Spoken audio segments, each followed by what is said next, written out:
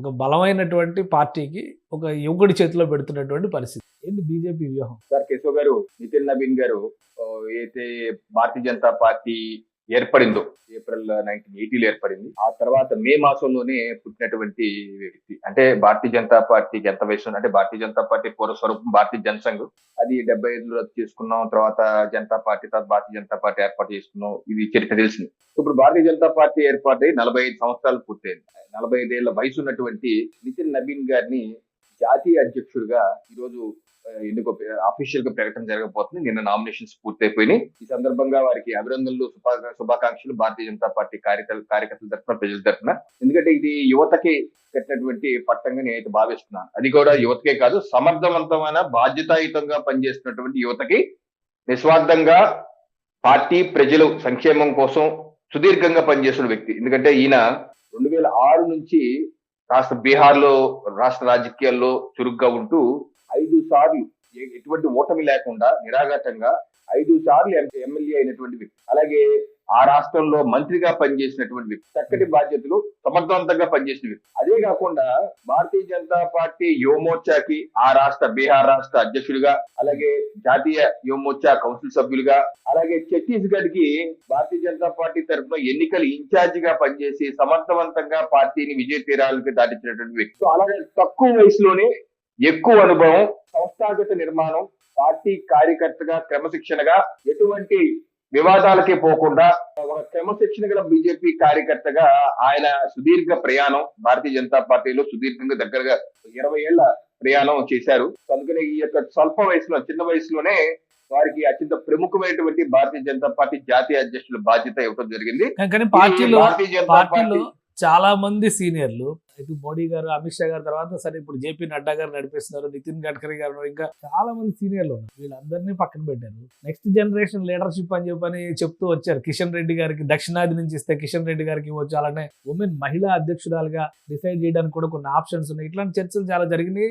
South కి ఈసారి priority ఇస్తారనేటువంటి చర్చ కూడా జరిగింది. ఇవన్నీ పక్కన పెట్టేసి మళ్ళీ బీహార్ నుంచి మీరు చెప్పిన అనుభవం అంతా కూడా బీహార్ రాష్ట్రంలో మాత్రమే ఉంది. ఆయన ఎక్సెప్ట్ ఛత్తీస్గఢ్ ఎన్నికల ఇన్ఛార్జ్ గా పనిచేయడం మినహా జాతీయ రాజకీయాల పైన కానీ, ముఖ్యంగా సదరన్ పాలిటిక్స్ పైన కానీ, ఇతర ప్రజా జీవనాల పైన కానీ ఈయనకున్న అనుభవం ఏంటి?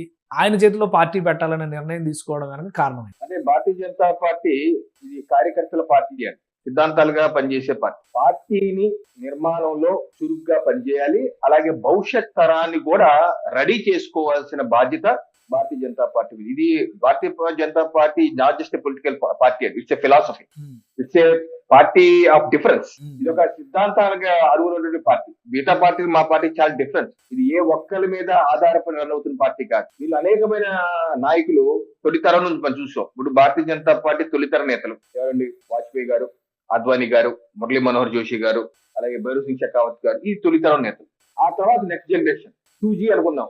2G జనరేషన్ నేతలు ఎవరు?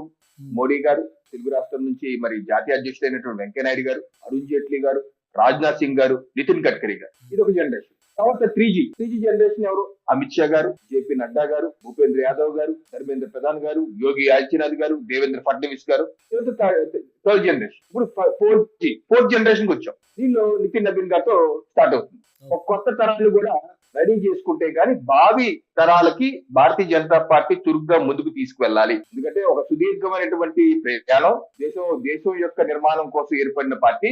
అలాగే పెద్దలు స్టార్టింగ్ నుంచి ఇప్పుడు వరకు అనేక బాధ్యతలు స్వీకరించి ఏ ఒక్కరికి పరిమితమైంది కాదు. ఒక వాజ్పేయి గారితో అయిపోయింది పార్టీ, లేకపోతే అద్వానీ గారితో అయిపోయింది పార్టీ, లేకపోతే మోడీ గారితో అయిపోతుంది పార్టీ కాదు. ఇది సుదీర్ఘంగా తీసుకువెళ్లాల్సిన పార్టీ. అందుకనే అంటే ఒక విధంగా భారతీయ జనతా పార్టీలో ఈ 4Gలో 4th జనరేషన్ లో ఇక వారసత్వ యుగం మొదలైంది అనుకోవాలా. మరి నితిన్ నవీన్ గారు కూడా వారసత్వ రాజకీయాలకు ప్రతీక అనేటువంటి విమర్శలు వినిపిస్తున్నాయి. ఆయన ఫాదర్ ఎమ్మెల్యేగా ఉన్నారు, ఆయన బీజేపీలో యాక్టివ్ గా ఉన్నటువంటి వ్యక్తి నవీన్ ప్రసాద్. ఆయన స్థానంలో ఆయన తర్వాత ఈయన రాజకీయాలు ప్రారంభించారు. ఇప్పుడు అధికారికంగా అధ్యక్ష బాధ్యతలు అప్పగించడం అంటే బీజేపీలో కూడా వారసత్వ రాజకీయం మొదలవుతుందా?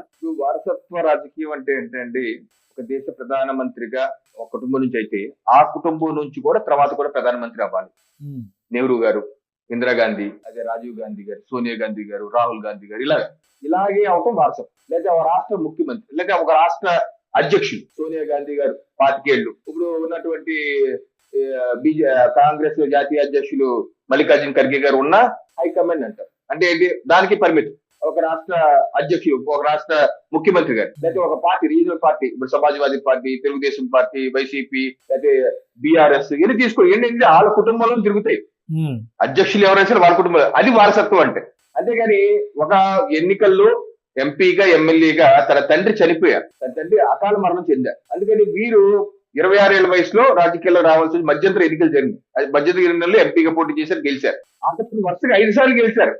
ఆ తర్వాత గెలుపులో తండ్రి పాత్ర ఉండదు కదా, ఆయన యొక్క పనితీరు మీద ఆధారపడదు. సో అలాగా తన పనితీరును మెరుగుపరుచుకుంటూ ఒకరికి తర్వాత ఒకరికి గెలుస్తూ ప్రజల మన్నన పొందుతూ సేవలు అందిస్తున్నటువంటి సుశిక్షితమైన నాయకుడిగా ఆయన ఎమర్జ్ అయ్యారు.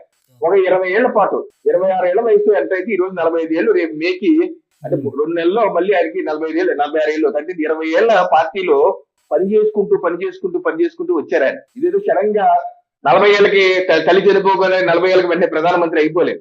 అలా అయితే మన రాష్ట్ర వారసత్వ రాజకీయాలు అంటాం. ఇది అలా కాదండి. ఇప్పుడు భారతీయ జనతా పార్టీ నాయకులు దక్షిణాది రాజకీయాలు లేదా దక్షిణాది రాష్ట్రాల అవసరాలు వీటిపైన ఎలాంటి అవగాహన ఉంది నితిన్ నబీన్ గారికి? ఆ వ్యూహాత్మకమైనటువంటి నిర్ణయాత్మకమైన రాజకీయ వైఖరి ఎలా ఉండొచ్చు? దక్షిణాదికి ప్రాధాన్యం తగ్గిపోతుంది బీజేపీలో, ముఖ్యంగా రేపు తమిళనాడు ఎలక్షన్స్కి వెళ్ళాలంటే ఈ ఉత్తరాది పార్టీలను రానివద్దు అనేటువంటి నినాదాన్ని ఎదుర్కోవాల్సిన అవసరం ఉంటుంది బీజేపీ లాంటి పార్టీలు. దక్షిణాది రాష్ట్రాలపై ఎలాంటి ఫోకస్ ఉంటుంది కొత్త నాయకత్వం ఆధ్వర్యంలో? ఇప్పుడు దక్షిణాది పార్టీలు, నార్త్ పార్టీలు సౌత్ రానివ్వకూడదు, ఇది ఎప్పటి నుంచి దశాబ్దాలుగా చేస్తున్నటువంటి వాద. రీజనల్ పార్టీస్, ప్రాంతీయ పార్టీలు ఆ రకమైన భావోద్రేగాలను రెచ్చగొట్టి చేసే అంశాలు. ఈరోజు జాతీయ రాజకీయాల్లో మరి వెంకయ్యనాయుడు గారిని జాతీయ అధ్యక్షులుగా, ఉపరాష్ట్రపతిగా చేసింది ఎవరు? తెలుగువారు చేసింది ఆయనే కదా. అలాగే ఈ రోజు కిషన్ రెడ్డి గారు ఉన్నారు, కేంద్ర కేబినెట్ లో ఉన్నారు. దేశ ఉపరాష్ట్రపతిగా రాధాకృష్ణ గారు ఆయన ఎక్కడి నుంచి వచ్చారు? తమిళనాడు నుంచి వచ్చారు కదా. సో ఇలాగా నార్త్ సౌత్ అని కావాలని చెప్పి డివిజన్ క్రియేట్ చేయటం, ఒక స్పర్ధని క్రియేట్ చేసి రాజకీయ లబ్ధి కోసం ప్రయత్నించే ప్రాంతీయ పార్టీలు పక్కన పెట్టండి కాసేపు. భారతీయ జనతా పార్టీ నాయకులు ఏ పార్టీ, ఏ రాష్ట్రం వారైనా, ఏ ప్రాంతం వారైనా సరే, ఏ బాధ్యత అయినా అర్హులే. వారికి దక్షిణాది రాజకీయాలు అర్థం కావు, లేకపోతే ఉత్తరాది రాజకీయాలు అర్థం కావు, నార్త్ ఈస్ట్ రాజకీయాలు అర్థం కావు. 20 ఏళ్ల రాజకీయ జీవితాల్లో ఉండి రకరకాల వ్యక్తులతో పనిచేసిన వ్యక్తికి, భారతదేశ ప్రజలతో పనిచేసి సక్సెస్ఫుల్ చేసిన వ్యక్తికి ఆ ప్రాంతం రాజకీయ అర్థం కాదు, ఈ రాజకీయ అర్థం కాదంటే అది సమంజసం కాదేమో అని అనుకుంటున్నాను. ఎందుకంటే ఇట్స్ మ్యాటర్ ఆఫ్ టైం అంతే. ఏమి తెలియకుండానే ఆయన యువమోర్చా జాతీయ కౌన్సిల్ సభ్యులుగా యువమోర్చాలో పనిచేశారు. ఆయన వివిధ ప్రాంతాల వ్యక్తులతో పనిచేశారు. అంతేగాని ఇక్కడ సౌత్ లో లేకపోతే ఇక్కడ మన రాష్ట్రాలకు ఇన్ఛార్జ్ చేస్తేనే తెలుస్తుంది, లేదా ఇక్కడ ఎమ్మెల్యే అయితే తెలుస్తుంది, అలా కాదండి. భారతీయ జనతా పార్టీ మిషన్ 2029 నితిన్ నబీన్ కి ఇచ్చేటువంటి టాస్క్ అనుకోవాలి. ఆయన ఆధ్వర్యంలోనే ఎన్నికలకు వెళ్తారా, జాతీయ ఎన్నికలకి? ఎందుకంటే 27 తర్వాత ఏ క్షణంలో ఏ పరిణామాలైనా జరగవచ్చు అని చర్చ నడుస్తుంది. ఇలాంటి సమయంలో ఒక యువ నాయకుడి చేతిలో పగ్గాలు పెట్టినప్పుడు బీజేపీ దానికి సిద్ధపడిందా?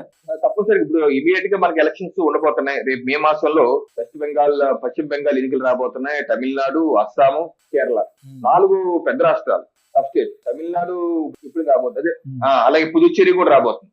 ఇప్పుడు టఫ్ స్టేట్స్, పెద్ద స్టేట్స్ రాబోతున్నాయి. It's bigger challenge. ఆ ఛాలెంజ్ కి ఎప్పుడు భారతీయ జనతా పార్టీ శ్రేణులు సిద్ధంగానే ఉంటారు. అలాగే నెక్స్ట్ ఇయర్ కూడా ఉత్తరప్రదేశ్ ఇంకా పెద్ద రాష్ట్రం ఎన్నికలకి రాబోతుంది. సో ప్రతి సంవత్సరం ఎన్నికలు ఉంటాయి. అలాగే 2029 జాతీయ ఎన్నికలు ఉంటాయి. తప్పనిసరిగా నితిన్ నబీన్ గారి నాయకత్వంలో చక్కటి విజయాలు, అనూహ్యమైన విజయాలు కూడా సంతరించుకొని ముందుకు వెళ్తామండి. పార్టీ అనేది కేవలం ఒక వ్యక్తి మీద ఆధారపడి, ఈ పార్టీ భారతీయ జనతా పార్టీ సమిష్టి నాయకత్వం మీద పనిచేస్తుంది. సమిష్టి విజయం. ఓడిపోయినా సమిష్టిగానే ఓడిపోతాం, గెలిచినా సమిష్టిగా. సో సమిష్టి నాయకత్వం ఇది. కలెక్టివ్ రెస్పాన్సిబిలిటీ అంటారు పార్టీలు. Collective. Okay, president presides but party decides. President presides, party decides. అది పార్టీ విధానం. సో అందరూ కలిసికట్టుగానే పనిచేస్తాము. అలాగే అధ్యక్షుడు ఒక విజయం సాధించాలంటే అధ్యక్షుడు విజయం, అలాగే అందరూ కలిసి విజయం. ఒక అపజయం పాలయ్యామంటే అందరూ కలిసి అపజయం, దాన్ని సమీక్షించుకుంటాం.